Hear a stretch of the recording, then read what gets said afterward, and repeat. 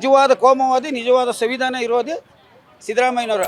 ಮಠ ಮಾನ್ಯಗಳು, ದೇವಸ್ಥಾನ ಜಾಗಗಳು, ಸ್ಕೂಲ್ಗಳು, ಮಸಾಣ ಜಾಗನೂ ಇವ್ರು ಬಿಟ್ಟಿಲ್ಲ ಅಂದರೆ ಇನ್ನೇನು ಬಿಡ್ತಾರೆ? ಈ ರಾಜ್ಯದ ಮುಖ್ಯಮಂತ್ರಿಯಾಗಿ ಅಧಿಕಾರದಲ್ಲಿ ಇಟ್ಕೊಂಡು ಲೋಕಾಯುಕ್ತರ ಮುಂದೆ ಹೋಗಿ ಒಂದು ತನಿಖೆ ಎದುರಿಸ್ತಾರೆ ಅಂದರೆ ಇವರು ಒಬ್ಬ ಮುಖ್ಯಮಂತ್ರಿಯಾಗಿ ಹೋಗಿದ್ದಾರೆ, ಒಬ್ಬ ಆರೋಪಿಯಾಗಿ ಇದ್ದಾರೆ ಗೊತ್ತಿಲ್ಲ. ನಮ್ಮ ಪ್ರಕಾರ ಅವರು ಮುಖ್ಯಮಂತ್ರಿ ಅಲ್ಲ, ಒಬ್ಬ ಆರೋಪಿಯಾಗಿ ಎದುರಿಸ್ತಾ ಇದ್ದಾರೆ. ಇವರು ರಾಜೀನಾಮೆ ಕೊಡೋದೇ ಒಳ್ಳೆಯದು. ಇವರು ಒಂದು ಕಂದಾಯ ಡಿಪಾರ್ಟ್ಮೆಂಟ್ಗೆ ಹೋಗಿ ಅವ್ರು ದುಡ್ಡು ಕೊಟ್ಟಿದ್ದರಿಂದ ಕೆಲಸ ಆಗಲ್ಲ. ಕೇಳೋದು ಏನಂತ ಗೊತ್ತಾ, ನಾವು ಮೇಲ್ಗಡೆಯಿಂದ ಕೊಟ್ಬಿಟ್ಟು ಬಂದಿದ್ದು ನಮ್ಗೆ ಬೇಕು ಅಂತ ಓಪನ್ ಆಗಿ ಕೇಳ್ತಾರೆ. ಈ ಭ್ರಷ್ಟಾಚಾರ ಪಿತಾಮಹ ಯಾರಿದ್ರು ಇವರು ರಾಜಕೀಯದವರು, ಅದರಲ್ಲಿ ಮಂತು ನಂಬರ್ 1 ಕಾಂಗ್ರೆಸ್. ಈ 3 ಉಪ ಚುನಾವಣೆಯಲ್ಲಿ ಕಡಾಖಂಡಿತ ಕಾಂಗ್ರೆಸ್ ಬುದ್ಧಿ ಕಲಿಸ್ತಿಲ್ಲ ಅಂದ್ರೆ ನಮ್ಮ ಹಿಂದೂಗಳು ಯಾರು ಈ ದೇಶದಲ್ಲಿ ಇರುವಂಗಿಲ್ಲ. ಎಲ್ಲ ಇದು ಮುಸ್ಲಿಂ ರಾಷ್ಟ್ರ ಆಗುತ್ತೆ. ಮಠ ಮಾನ್ಯಗಳು, ದೇವಸ್ಥಾನ ಜಾಗಗಳು, ಸ್ಕೂಲ್ಗಳು, ಮಸಾಣ ಜಾಗನೂ ಇವ್ರು ಬಿಟ್ಟಿಲ್ಲ ಅಂದರೆ ಇನ್ನೇನು ಬಿಡ್ತಾರೆ? ಆಮೇಲೆ ಇವ್ರು ಬಂದು ಕೇಸ್ ಹಾಕಿದ ತಕ್ಷಣ ನಮಗೆ ಮುಂದೆ ಕಾನೂನು ಈಗ ಇದೆಯೇ ಇಲ್ವಲ್ಲ, ಕಾನೂನು ಸೆಲೆನೇ ಇಲ್ಲ, ಕಾನೂನಿಗೂ ಹೋಗೋಂಗಿಲ್ಲ ಅಂದರೆ ಆಗ ನಾನು ಒಂದು ಮರ್ಡರ್ ಮಾಡ್ತೀನಿ, ಮರ್ಡರ್ ಮಾಡಿಬಿಟ್ಟು ಮರ್ಡರ್ ಆದಂಥ ಮನೆಯವ್ರು ನನ್ನ ಮೇಲೆ ಕೇಸ್ ಹಾಕಿದ್ರೆ ನನ್ನ ಕೇಸೇ ಆಗಲ್ಲ ಅಂದರೆ ಇನ್ನೂ ಅವರು ಕಾನೂನು ಐತಿ ದೇಶದಲ್ಲಿ. ಇವ್ರು ಮಾತಾಡಿದ್ರೆ ಸಂವಿಧಾನ ಅಂತಾರೆ. ಏನು ಸಂವಿಧಾನ? ಸಿದ್ದರಾಮಯ್ಯನಿಗೆ ಒಬ್ಬರಿಗೆ ಬೇರೆ ಸಂವಿಧಾನ ಬರ್ದವ್ರ? ಅಂಬೇಡ್ಕರು ಇಡೀ ದೇಶಕ್ಕೆ ಸಂವಿಧಾನ ಬರ್ದವ್ರ? ಸಿದ್ದರಾಮಯ್ಯನ ಒಬ್ಬರಿಗೆ ಸಂವಿಧಾನ ಬರ್ದವ್ರ? ಇವರು ನಿಜವಾದ ಕೋಮುವಾದಿ, ನಿಜವಾದ ಸಂವಿಧಾನ ವಿರೋಧಿ ಸಿದ್ದರಾಮಯ್ಯನವರು. ಈಗ ಮೂಢ ಹಗರಣಕ್ಕೆ ಹೋಗೋರು ತೋಳಕ್ಕಾಯಿಕ್ಕೆ ತೋಳ ಬಿಟ್ಟಂಗೆ ಆಗೈತೆ. ಲೋಕಾಯುಕ್ತರಲ್ಲಿ ಇವ್ರು ಏನಂತ ತನಿಖೆ ಮಾಡ್ತಾರೆ? ಒಬ್ಬ ಅಧಿಕಾರಿ ಇವ್ರು ಮುಂದೆ ಕೂತ್ಕೊಂಡು ಇವ್ರನ್ನ ಎನ್ಕ್ವೈರಿ ಮಾಡೋಕ್ಕಾಗುತ್ತಾ? ಒಬ್ಬ ರಾಜ್ಯದ ಮುಖ್ಯಮಂತ್ರಿ ಮುಂದೆ ಕೂತ್ಕೊಂಡು. ಅದರಿಂದ ಇದು CBI ತನಿಖೆ ಮಾಡಬೇಕು, ಲೋಕಾಯುಕ್ತನ ಡಿಸ್ಪ್ಯಾಚ್ ಮಾಡಬೇಕು. ಲೋಕಾಯುಕ್ತಲ್ಲಿ ಇವ್ರಿಗೆ ತನಿಖೆ ಆಗಲ್ಲ, ನ್ಯಾಯ ಸಿಗಲ್ಲ. ಇವ್ರಿಗೆ CBI ತನಿಖೆನೇ ಮಾಡಬೇಕು, ರಾಜೀನಾಮೆ ಕೊಟ್ಟು ತನಿಖೆ ಎದುರಿಸ್ಬೇಕು.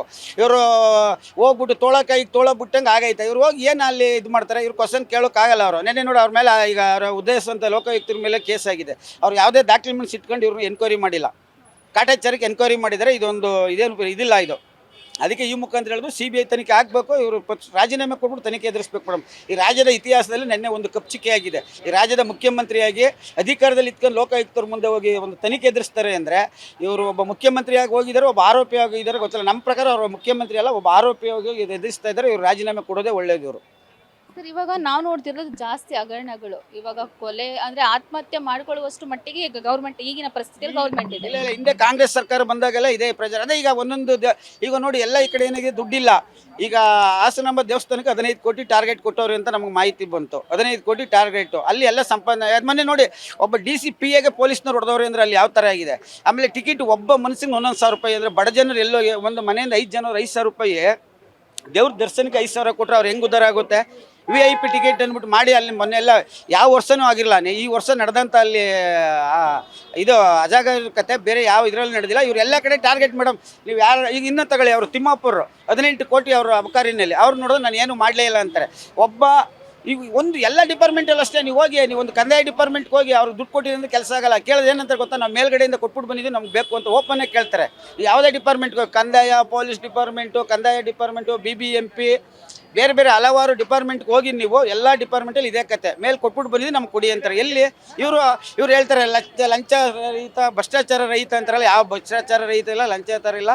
ಇವ್ರು ಮೇಲಧಿಕಾರಿಗಳಿಗೆ ಮೇಲಂತ ರಾಜಕೀಯದವ್ರು ಕೊಟ್ರೇನೆ ಅವ್ರಿಗೆ ಕೆಲಸ ನಡೆದು, ಇಲ್ಲ ಅಂದರೆ ಯಾವುದೋ ಕಾರಣಕ್ಕೂ ನಡೆಯಲ್ಲ. ಈಗ ಇವರು ಹೇಳ್ತಾರೆ, ಈಗ ನೋಡಿ 20ನೇ ತಾರೀಕೆ ವೈನ್ಸ್ ಮರ್ಚೆಂಟ್ಸ್ ಅವರು ಬಂದು ಕರೆ ಕೊಟ್ಟಿದ್ದಾರೆ.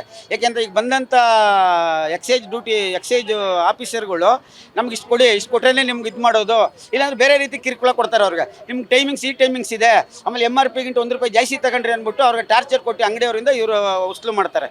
ಕೊಟ್ಟಿಲ್ಲ ಅಂದರೆ ಬಿಡಲ್ಲ. ನಾನು ಮೇಲಿಂದ ಕೊಟ್ಟು ಬಂದಿದ್ದೀನಿ, ಪ್ರಮೋಷನ್ ಆಗಿದ್ದೀನಿ, ನಾನು ಟ್ರಾನ್ಸ್ಫರ್ ಆಗಿದ್ದೀನಿ, ಅವ್ರಿಗೆ ಅಷ್ಟು ಕೊಟ್ಟಿದ್ದೀನಿ, ಇವ್ರಿಗೆ ಇಷ್ಟು ಕೊಟ್ಟಿದ್ದೀನಿ ಅಂತಾರೆ. ಈ ಭ್ರಷ್ಟಾಚಾರ ಪಿತಾಮಹ ಯಾರಿದ್ರು ಇವ್ರು ರಾಜಕೀಯದವರು, ಅದರಲ್ಲಿ ಮಂತು ನಂಬರ್ 1 ಕಾಂಗ್ರೆಸ್ ಇದೆ ಹೇಳ್ತೀನಿ.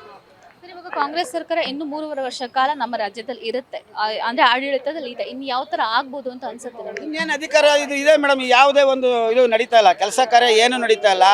ಹಿಂದೆ ಒಬ್ಬ ಕಾರವಾರ DC-ಗೆ ಡೀಸೆಲ್ಗೆ ಕಾಸು ಕೊಟ್ಟಿರಲಿಲ್ಲ, ಇವರು ಡೀಸೆಲ್ಗೆ ಕಾಸು ಕೊಟ್ಟಿರಲಿಲ್ಲ. ಆ ಥರ ಪರಿಸ್ಥಿತಿಲಿ ಇದೆ ನಮ್ದು. ಅಭಿವೃದ್ಧಿ ಕಾರ್ಯ ಅಂತಾರೆ. ಏನು ಅಭಿವೃದ್ಧಿ ಕಾರ್ಯ? ಇವ್ರು ಮಾತೆತ್ತಿದ್ರೆ ನೆನ್ನೆನೂ ಹೇಳೋರೆ, ನೆನ್ನೆ DK ಶಿವಕುಮಾರ್, ಮೊನ್ನೆ ಸಿದ್ದರಾಮಯ್ಯ ಹೇಳೋರೆ, ಸತ್ತದ ಹೆಣ್ಣದ ಮೇಲೆ ಇವರು ರಾಜಕೀಯ ಮಾಡೋರೆ BJP-ಯವರು. ಕೋವಿಡ್ ಸಮಯದಲ್ಲಿ ಅವ್ರು ಏನು ಮಾಡಲೇ ಇಲ್ಲ ಅಂತ. ಅವ್ರು ಏನು ಮಾಡದೆ ಹೋಗಿದ್ರೆ ಈ ಮಳೆಗಾಲದಲ್ಲಿ ಸೊಳ್ಳೆನ ಹೆಂಗೆ ಬ್ಯಾಟ್ ತಗೊಂಡು ಹೊಡಿತಾ ಇದೆ ಹಂಗೆಲ್ಲ ಹೆಣಗಳು ಉದುರೋಯ್ತಿದ್ದು. ಅವತ್ತು ಆಕ್ಸಿಜನ್ ಇಲ್ಲ ಅಂದಿದ್ರೆ, ಅವತ್ತು ವ್ಯಾಕ್ಸಿನ್ ಕೊಟ್ಟಿಲ್ಲ ಅಂದರೆ ಎಷ್ಟೋ ಜನ ಉದುರೋಯ್ತಾ ಇದ್ರು ಅವತ್ತಿನ ದಿನ. ಇವರು ಇಲ್ಲದೇರು ಸುಳ್ಳುಗಳು ಹೇಳ್ಕೊಂಡು ಇವರು ಬೆಳೆ ಬೇಯಿಸ್ಕೊತಾರೆ. ಈ 3 ಉಪ ಚುನಾವಣೆಯಲ್ಲಿ ಕಡಾಖಂಡಿತ ಕಾಂಗ್ರೆಸ್ ಬುದ್ಧಿ ಕಲಿಸ್ತಿಲ್ಲ ಅಂದ್ರೆ ನಮ್ಮ ಹಿಂದೂಗಳು ಯಾರು ಈ ದೇಶದಲ್ಲಿ ಇರುವಂಗಿಲ್ಲ. ಎಲ್ಲ ಇದು ಮುಸ್ಲಿಂ ರಾಷ್ಟ್ರ ಆಗುತ್ತೆ. ಸಾವಿರಾರು ವರ್ಷದಿಂದ ಭೂಮಿ ಮಾಡ್ಕೊಬಂದಂಥ ರೈತರನ್ನ ಒಕ್ಕಲೆಬ್ಬಿಸ್ತಾ ಇದ್ದಾರೆ. ಅದರಿಂದ 3 ವಿಧಾನಸಭಾ ಕ್ಷೇತ್ರದಲ್ಲಿ ಹೇಳ್ತಾ ಇದ್ದೀನಿ, ನಮ್ಮ ಹಿಂದೂಗಳು ನಿಜವಾದ ಹಿಂದೂಗಳಾಗಿ ಹಿಂದೂಸ್ತಾನದಲ್ಲಿ ಇರಬೇಕು ಅಂದರೆ ಇವರು ಕಾಂಗ್ರೆಸ್ನ ಬಹಿಷ್ಕಾರ ಮಾಡಬೇಕು ಅಂತ ನಾನು ಕೇಳ್ಕೊತಾ ಇದ್ದೀನಿ. Beat plus Karnataka.